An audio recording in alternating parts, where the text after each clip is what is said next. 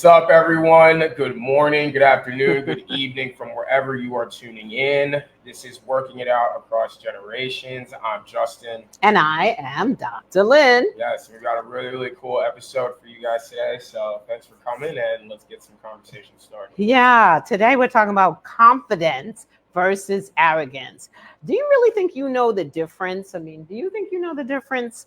We were really having a good time preparing this topic. There are things that we are going to talk about that we feel are differences, but there are a lot of times where I think people really don't know the difference either in themselves or in other people. And I don't know, I'm sure I've thought about it before. And when we start talking about generational aspects, I'll bring up these things. But where I really started paying attention, believe it or not, is when Kanye West first started getting big. And he had this interview. And in the interview, whoever was interviewing him, I don't remember who it was, said, you know, people have accused you of being arrogant. And what do you think of that? Do you think that it's just confidence? He said, no, I'm arrogant. He said, if you think I'm arrogant, you should see my grandfather. He is really arrogant, and they're arrogant on purpose. And I thought, wow, is that confidence to say that, or is that arrogance to say it? So it just made me really start to think about that. I mean, if you think about, when we think about confidence, and when you think about confidence, everybody from, like I said, Kanye West to Beyonce. I mean, I know there's even this meme where she's walking right on the stage. I think it's to Crazy About Love, and she's got the boots on. She's just strutting, and people use that as like walking into my day like, which is supposed to be confident. Runway models, when they're on the runway, people look at them and say, you know, that's confidence. But is confidence being confused with arrogance, or is arrogance being confused with confidence? We're gonna tear it all apart today and offer you our own thoughts as always. Yeah, I think for me, confidence is something that everyone needs. It is for sure, I think, a motivator. I think fuel at times in certain situations. You know, when we think about that walk, right, the way you talk, like just a certain security and swagger in that security within yourself. I think that's a beautiful thing. And I think arrogance comes into play when people think that others don't or shouldn't be exposed to that feeling as well. So I hear a lot of, you know, well, I'm doing great and I want to share that with the room or with people around me, and everyone should be happy for me and everyone should be proud of me. And even if they are, right, it's when opening up that space for the other people in the room to possibly talk about their wins, right, when sometimes people can be like, I don't know, and not really give that same sort of energy. And I feel like that is when arrogance can come into play. When you assume or think or give the energy to the idea or rhetoric that you are the only one who could possibly achieve such a feeling, or honestly be even worthy of such a feeling. I think there's so much freedom and security that comes in confidence. Yeah. And I think everyone deserves that opportunity. Yeah, I love that, because I agree, but I think it's hard to get a lot of times. And I think what makes it even more difficult when you're talking about arrogance versus confidence is that people will accuse you of arrogance when you finally got your confidence up. I can remember when I went from really kind of working in more nonprofit settings and working for other people and having them pay me out of their contracts to getting my own contracts and setting my own fees. And I had to work up the confidence to really set the fees at what I believe that I'm worth. I think that takes a lot of confidence, but sometimes people considered me to be arrogant in even thinking, well, oh, what, you're worth that much, or you expect people to pay that much, or who's gonna? And I really, sometimes it really did give me pause and doubt, but I I'm right now, I'm at the stage where I'm confident in who I am and what I do and what I know and what I can offer and what I can bring and all those things, that it's not arrogance. It is confidence in what skill level I have, the wisdom that I can bring, and the way that I can bring it, and the results that I can bring. But that has come at a cost, I think, because there have been folks that have kind of dropped off along the way, or friendships that have not lasted along the way. And it is what it is. But I think that everybody should be confident in themselves. Where it gets dicey, I think, is when you're so confident that nobody can say anything to you, and I don't mean to make you doubt yourself. I just mean that you don't want to hear what anybody else has to say. So it's an interesting topic. Yeah. And starting to shift into generational perspectives, right? I think that my generation is definitely very confident in our abilities to even just do our part in, making the world a better place and all of these other things, right?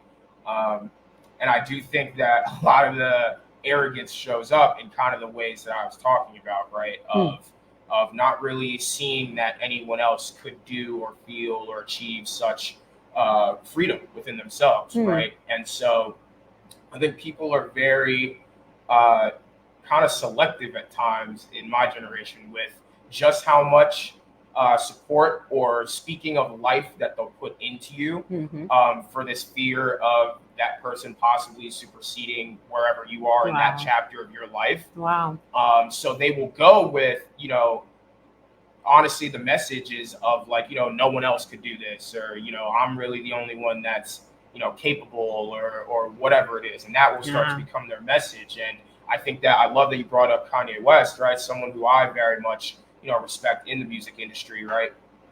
Very confident man, very confident artist. We know what he can do, right? And then when you start saying things like, I'm God, right? And I'm this, and who are you to think in this way or challenge my journey or my path or the things that I've done to get to this place? I think that's when we can start to not really see the humanity and not open up the humanity for the fact that people do have different lives, experiences, we all achieve, I think, a lot of the same things, but at different times. And so I think that, with confidence, you kind of keep that door open, you keep that conversation open. You can even be confident that, you may not be right for the job, but someone else who is, right? Confident that I know my abilities, right? I know who I am, but maybe I'm not a fit for this style of whatever kind of work or whatever kind of engagement that you were going for, right? But someone else is, right? Yeah. Confident that the job will get done and that the right person will be that fit, even if it's not you. So I think, again, there's just so much freedom and confidence that I think this line needs to be definitely talked about, and drawn out more for young people to know really what the difference is, so that they can live, confidently, and also inspire others to live confidently. Right. We all deserve, as I said, that feeling of, security in ourselves and in our abilities, while also uplifting others to, use their God-given abilities while also staying open to new tools. So. Yeah, I know that this can be subjective, but I'm wondering what you think about social media.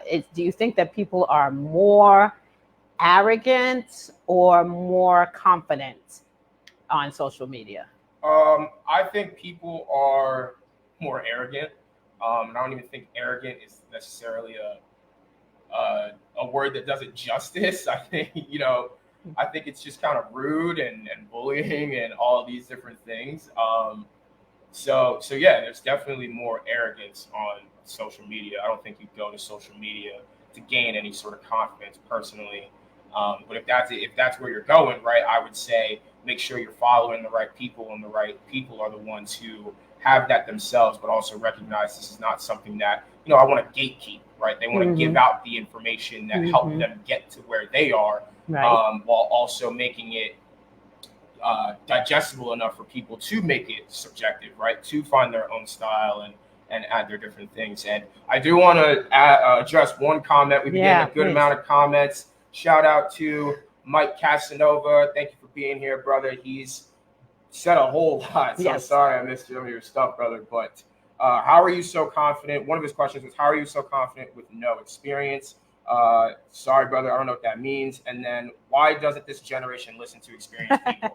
I think that's a great question. I think that as far as, why doesn't this generation listen to experienced people? I think that, a nice answer would be, we are hard headed a bit.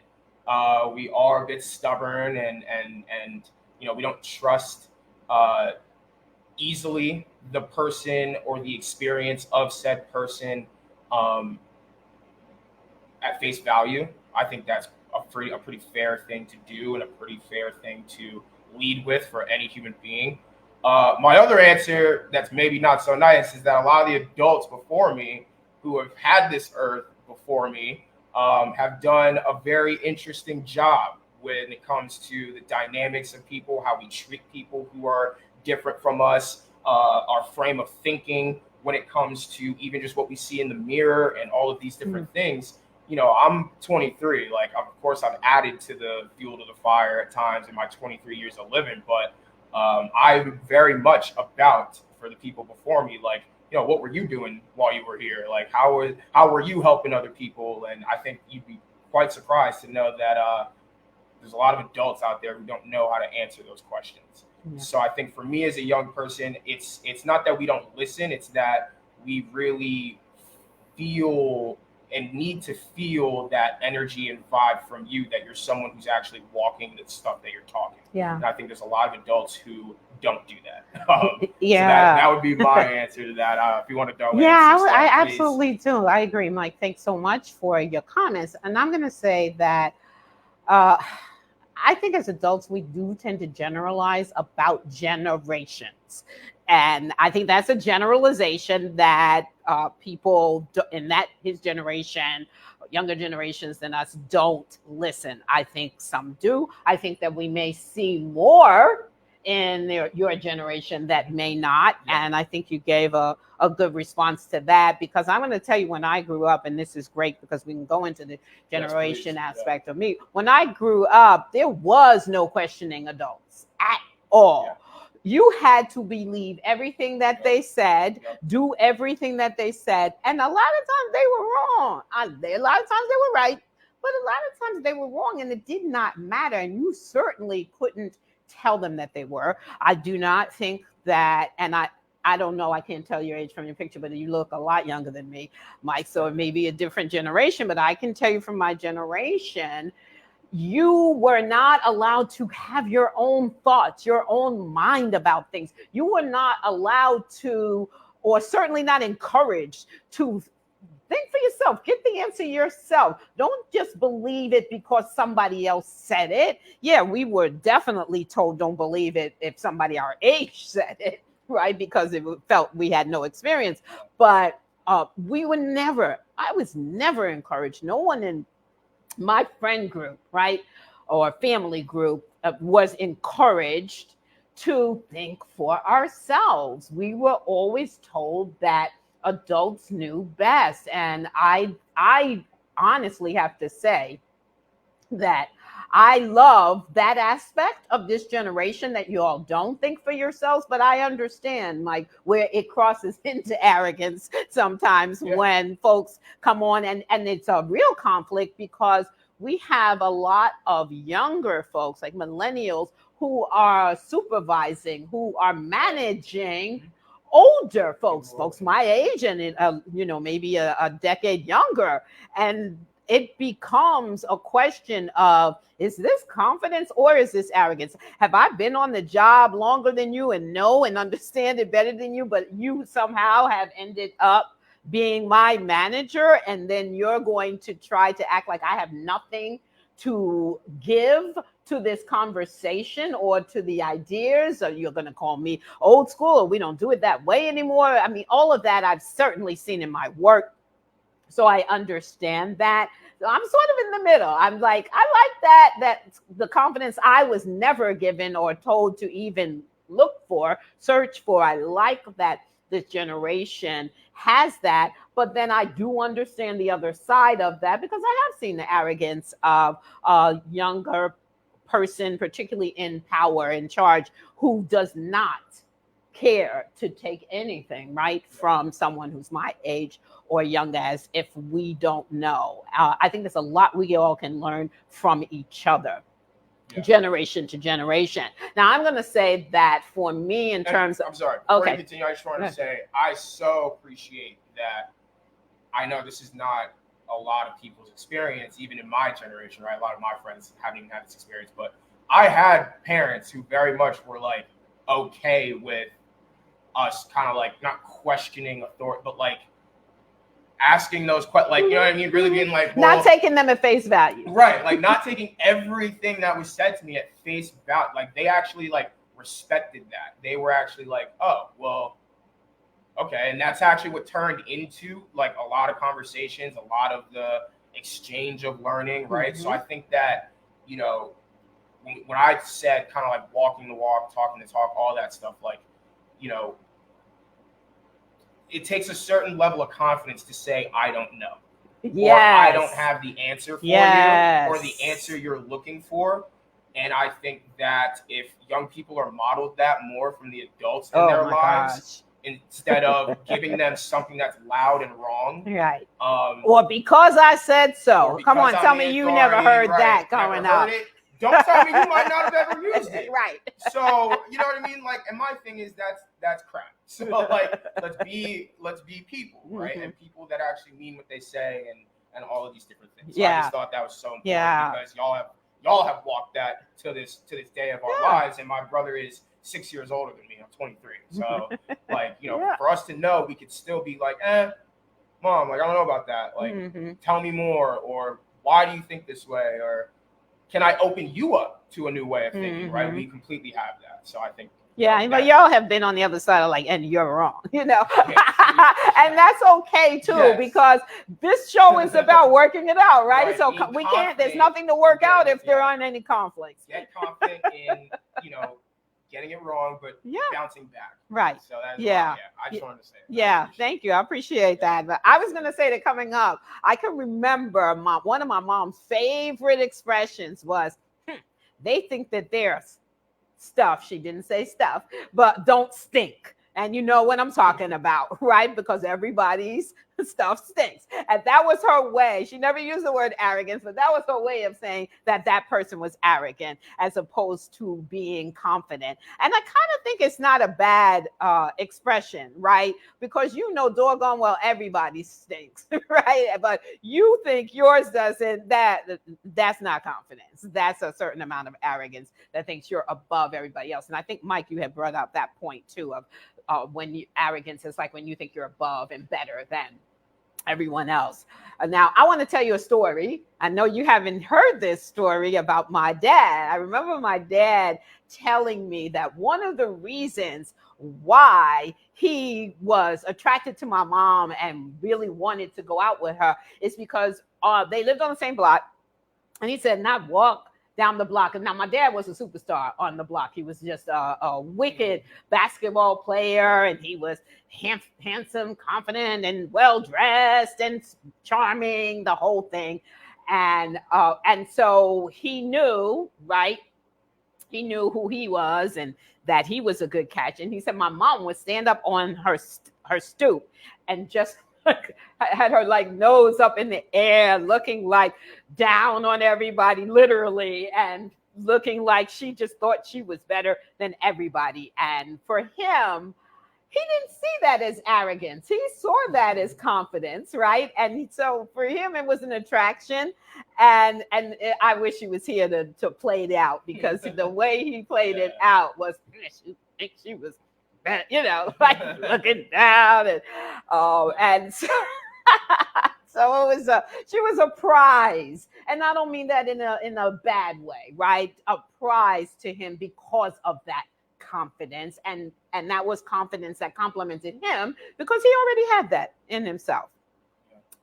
Generationally, I do feel like there were things that we were told as African Americans that did not build our confidence, and then things that were meant to. It was really strange to have both things happening at the same time, that dynamic of, you can't be too confident because people will think you're arrogant. And as a black girl, black woman, black boy, whatever, you don't want to bring that, right?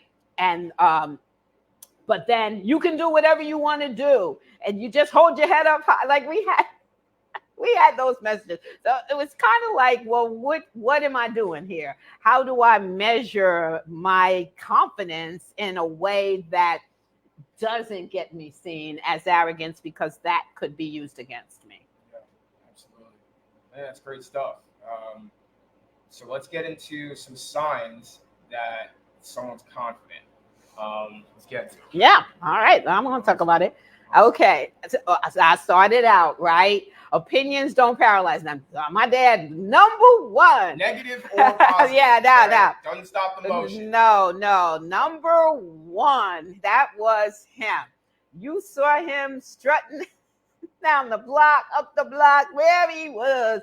He had that confidence in himself, even when it may have been in an area that he didn't know as much about as somebody else. And I'm not saying he wasn't open to listening to others. I'm not saying that. But you were not going to take him down in terms of how he felt about himself and what he brought to the table. And I absolutely love that about him. I loved it on the court, on the basketball court. And he was just the best. He was fierce. I'm not saying there weren't better players, but I'm just saying he could walk. He walked the talk.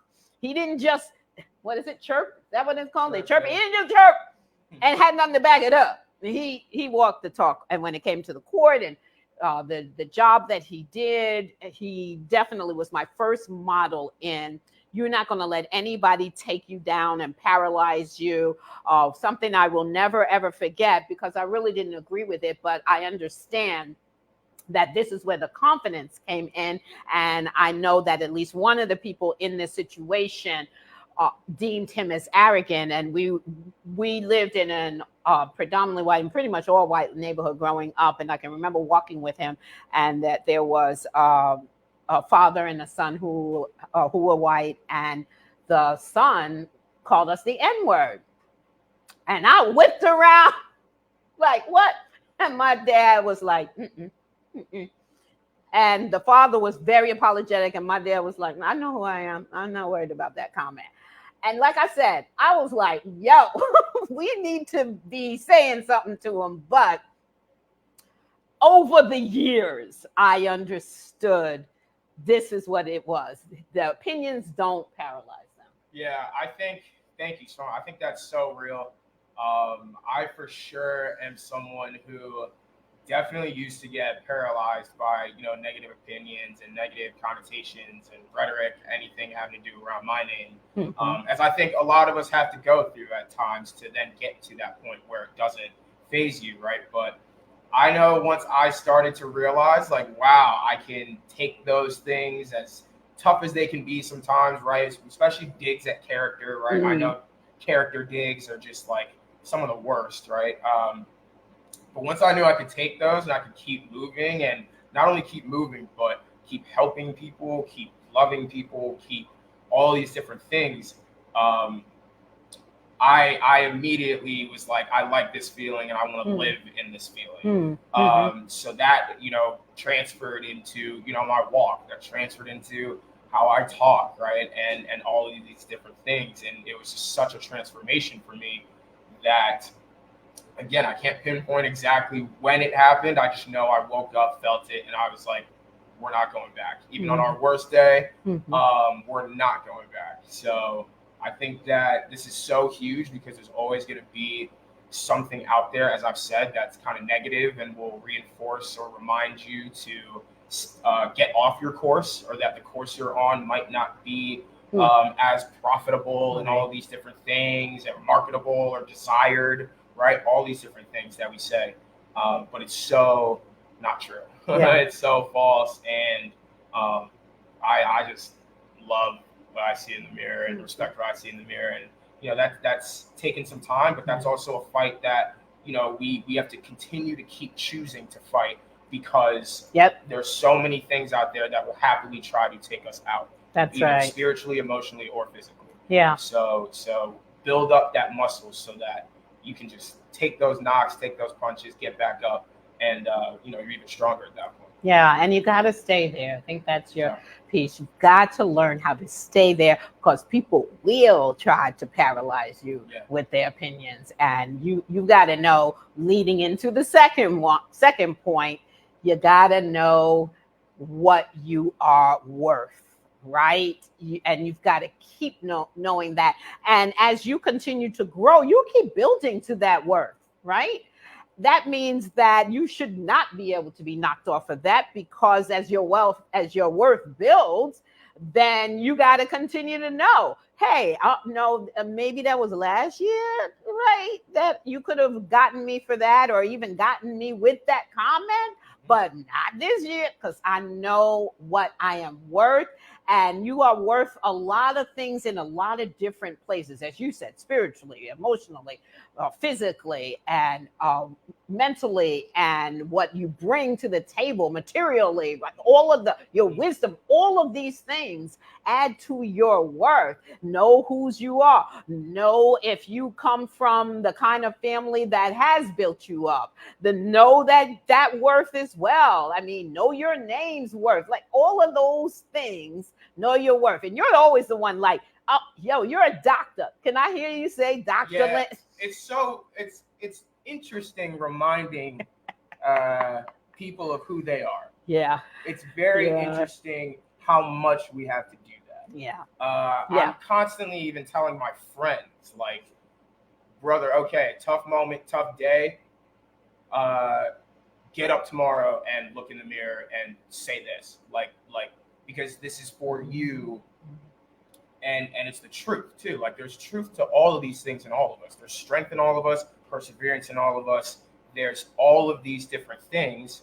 And I think that we don't tell ourselves enough of these different things. We don't look in the mirror enough and say, I know what I'm worth, and it's a lot, right? I know what I'm worth, and it isn't this, right? I think that if we start to get okay with that, if we start to build that muscle and make that, muscle memory almost, then people will really be able to see themselves, and also see themselves in other people that are struggling to get to where they are, or where they've lifted themselves out from. Yeah. I think when you know your worth, it doesn't, I'm not saying it allows you to place worth on other people. It's one of those things where in those moments of people's self-doubt and all of these different things, it makes it so much easier when you know yours, and you have that skill, that tool really furnished and working well, to be like, no, I think that we need to snap you out of this. Let's give you 30 minutes. Let's feel it, a day, however long you need. But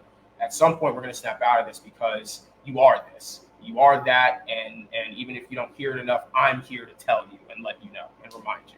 So definitely need more of that in our people, man. We got to look in the mirror and say, I'm beautiful. I'm great. I deserve this. I worked for this. I earned this. Yeah. And really mean it. Yeah. It's one thing to say these things, it's another thing to mean it. Yeah, it is. And shout out to, we have a new listener and commenter, watcher. Yes, absolutely. Shanette? Shernette. Yes. Thank you for coming on and commenting. Hello to you. Hello to Mike again. Absolutely. And you mentioned this one, the next one already, right? The way you walk, right? The way again, I mentioned Beyonce, right? And that meme that goes around, walking into the day like that. Yes, the confidence is really there in people and you can see it. And I have to admit, sometimes we will label someone as arrogant because we may be intimidated by that great confidence that they have. And I don't think any of us are above that. I do know that for me, I may have on several occasions, like, who do they think they are? And how do I, like, where does that come from? Right? I mean, they are walking into the room with confidence. And let's think about the other side of that. When you see somebody who doesn't walk into the room with confidence, right, you can tell that difference. And maybe depending on where you are in your life, if you're not feeling that confident in yourself, it can be intimidating to see someone walk into the room with confidence. And as I said, my mom was good at it too. I mean, you can tell her nothing, and she had it together as well in terms of what she could bring to the table. She was not going to let you diminish that. So I had good models in that way, but I know both of them got labeled along the way as being arrogant. Yeah, I for sure relate to that experience, just because I think, not a lot of young people my age are doing conflict resolution work and all these different things. But there's so much confidence from starting all of this work and starting it so early in my life that I have achieved from it. And when people ask, like, what's going on, or how are you doing, or even just about, I think people are so accomplishment based and so accomplishment oriented and things of that nature, that also plays a role in the arrogance conversation and who gets labeled arrogant. Whereas for me, I know if someone's genuinely asking me, like, what I'm doing, I'm like, oh, well, I'm on TV now. Like, oh, well, I've got this going on, and I'm really happy about it. I'm really proud of this, and it's going well, and all these different things. That does land weird for some people, and I think that's even just talking. So if you're walking in the room kind of with that, I know who I am, I know what I'm doing great stuff, I'm putting great out there. That in itself is already an energy exchange. So I think that when you achieve such confidence, when you whatever, right, it does show up in everything you're not saying, let alone when people start asking you what's going on. Yes. It really can go either way. Yeah. So I completely understand why people would feel like that. But I just know for me and for plenty of other people out there, we genuinely are just proud of ourselves, right? We're proud of ourselves, proud of the place or the hole that we've dug ourselves out of and worked to get out of, and saw the other side and experienced the other side. And as long as you're making sure other people get that feeling of, they can do it too. Yeah. Then we're in a good spot. Yeah. It's when people think they can't, or when you try to put it out there like they can. Yeah. Is when it gets a little ridiculous. Yeah. So, and that's why I love working with young people, because that's, the work that I do is to give that confidence. There's greatness in you, and you need to be able to bring that out. Yeah. And if anything, I'm letting my friends know that. As I said, sometimes they need that. So I have no problem. Brother, you know who you are. You know what you're doing. You're on a great path. Keep going. Yeah. Keep going. Yeah, absolutely. But we are not ignorant of the fact that in this society, there are certain people that get labeled as arrogant just because they're so confident in themselves. So wanted to bring up this thinking point. Groups that are labeled as arrogant.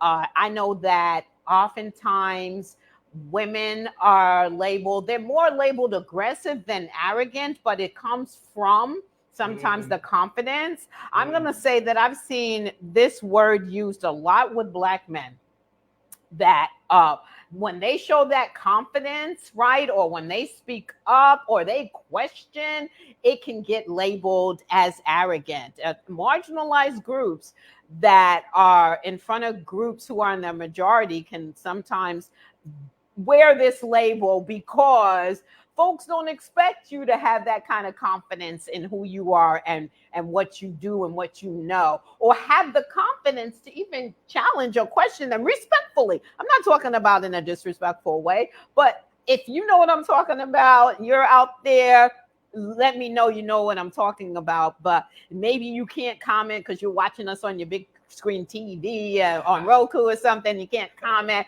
but you're shaking your head right now. I know you know what I'm talking about. And I want folks to be aware of that and understand that you still got to walk through the world confident. Yeah, absolutely. That's a great point. Definitely speaks to my experience as a young Black man who went to PWIs, private white institutions for education my entire life. And absolutely that dynamic of not being, the majority, not being what I guess people are used to seeing all the time, and or being around or anything like that. It can come off that way when in reality, maybe I'm just confident enough to ask a question of the person who's in charge of my education and who's in charge of caring about the uplifting of my education. I'm not arrogant for asking necessarily, respectfully, in the nicest way possible, who are you and what are you talking about? Oh, people hate that. Adults do not like that question. Authority figures don't like that question. Yeah, shout out to every adult in my life that didn't like that question. Who are you and what are we talking about? Yeah, and wait, I want to just highlight, Cheryl, right? Yes, ma'am, I do. You do know what we're talking about here. That's right. And that's a reality that we got to live with. Awesome. Yeah. So, those are some signs that people are confident, right? Confident signs. Now let's get into some actual arrogant signs. Now, I think that, yes, people do get labeled arrogant, right? But there also are actually genuinely arrogant people. Yes, we all know at least one. At least. Who's genuinely arrogant. It's like, oh, confidence isn't even what comes out of your mouth. This is arrogant. Right. That's right. So let's get into some of those. And I think the first one is pretty universal, but they can only acknowledge their accomplishments, right? I think this is like the first sign that you should look for in these kinds of people. I don't think people speaking highly of themselves is an issue. Right. Me personally. Right. I kind of can't see why people have a problem with that. If you have an idea as to why people have a problem with that, please comment, let me know. Why do people have a problem with, someone just being in a moment, uplifting themselves? I'd love to hear more. But I think it's, again, when you don't open up that space for other people to either share theirs, feel worthy of their accomplishments, to receive praise for their accomplishments, all these different things that really do uplift a person to keep going, right? It's fuel. Right. When you literally know that and then choose to not pour that into someone else and are expecting that to just be given to you, that's when arrogance is really, I think, shining through in its most purest form. I think at the end of the day, people need to really just be okay with hearing that, someone's saying, wow, I'm proud of myself for this, or wow, I'm proud of you for this, right? And being able to give that to other people. I think that's so huge. Cheryl, you said it's a learn trigger. I think that's what you said. It's an internal trigger or learned understanding. Yeah, absolutely agreed with that. And I don't know. I think if you've been working maybe at least 5 years, right? Working for someone other than yourself, right? Because hopefully you're not arrogant, but we've all had at least one arrogant boss who would take credit for everything, right? And never give any credit to the team, or maybe there was one person in particular that they never gave credit to, or they did it all themselves and all of this self-made stuff. I don't believe in that. Everybody had something, someone who did something for them along the way. So I know I've had at least one, maybe a couple of bosses who were just like that. They could only see and talk about everything that they've done. Yeah, that was the majority of my teachers. Moving on. Shout out to you guys. Jeez, interesting people. Can never admit their mistakes, right? As I said earlier, do you know how much confidence it takes to say I'm wrong? Yes. Genuinely, like, I'm wrong. I got that wrong. I read you wrong. I had the wrong, just misconception. I had a misconception, right? and I should not have further investigated that. Right, like, or further questioned that. I had a mentor of mine who learned from a mentor of his that I'm probably gonna butcher this quote. Please excuse me. Shout out Kevin Thames out there. But life is a vessel, right? And you ask it the right questions, you'll get your answer. So I think, right, like, it's interesting when you ask yourself, like, what about saying I'm wrong hurts or is uncomfortable or to the masses will make me look like however you finish that sentence. And I think, I'm only saying that because I've been there, right? Like I've completely been there. Didn't want to admit my mistakes. I'd rather project it onto you, right? And because that's the easier thing to do, right? And no, that has to be put inward. You have to ask some of those same questions that are so easy to ask of other people when they are vulnerable, sharing their stuff. You got to be able to do that with yourself. So I think, again, there's so much freedom and so much confidence in saying, I don't know. I don't have the answer for you. I got that wrong. And the apology after that, right, is just so much more sincere. Whether if it's grounds for apology. I just mean things are just so much more sincere that way. When you really are okay in knowing you don't know everything. You can't help everyone. And you can only work with people, God, and whoever else is allowing you to work with. So I mean, there's a lot of strength in that. Yeah. Oh my gosh. I love that you said that, because there are people who don't even recognize that that's about strength. That's about courage. And that's like, honestly, shout out. I know I brought up school a lot and parents, but like I really want like principals and teachers to take that into account. We know as young people that you're people. I'm out of school, but we know as young people, like, you're people too. So there's times where you could be coming into the room with your own stuff. There's times where that punishment, even was a little bit like a lot for that moment. It's always easier to look in hindsight. So I really encourage people in education to work on this muscle. Because you have no idea how much the teachers and people that have exercised this stick with your young people. I could name every single teacher that could do this in front of me, no problem. Their names and who they are and what they mean to me, I could name them 20 years from now. So I really think just if you're in education, working with young people as I know you are and so many other people are, exercise that muscle. And I, on the other hand, have no names to give you from when I was growing up. None. I have a couple. Zero. More that were problems. Zero. More that were problems, but shout out the ones that were valid. Y'all know who you are. I actually sent y'all the link to this damn show. So I hope that I catch y'all in the comment section sometime. But I have none. I have zero. I have received. That sucks. It does. But that's my point. Like, that sucks, and there's so many young people who deal with that, and then deal with that even at home too. I was gonna say, as parents, I'm sorry. I hope y'all had parents that could say they were sorry. I got one apology my entire life from my mom. Right. Both my parents. I'm blessed. I pushed myself to give what I did not get. And I love my mom. She's no longer with us on this plane. But I'm going to tell you, I noticed that. I got one apology. And I never remember. In fact, what I do remember, and parents, please, if you're doing this, I encourage you to just look at it. Have the courage to look at it. I remember it being turned around on me. Well, if you didn't do, then I wouldn't have. Could you just honestly look at yourself and say, you know what? Even if I didn't bring it up, like, I really think you were wrong for that. Can you look at yourself and say, I really was wrong. And I really need to not only admit it to myself, but admit it to my child, right? It's really, it's important.